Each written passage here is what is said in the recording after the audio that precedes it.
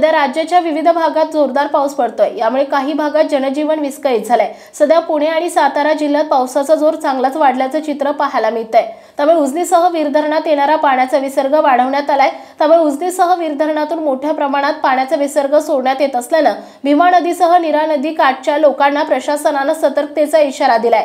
उजनी आणि वीर धरणातून पुन्हा एकदा मोठ्या प्रमाणात पाण्याचा विसर्ग सुरू करण्यात आलाय। त्यामुळे भीमा आणि नीरा नदीकाठच्या लोकांना प्रशासनानं सतर्कतेचा इशारा दिलाय। सध्या पुणे सातारा जिल्ह्यात सुरू असलेल्या मुसळधार पावसामुळे उजनी आणि वीर धरणाकडे येणारा पाण्याचा विसर्ग वाढला आहे।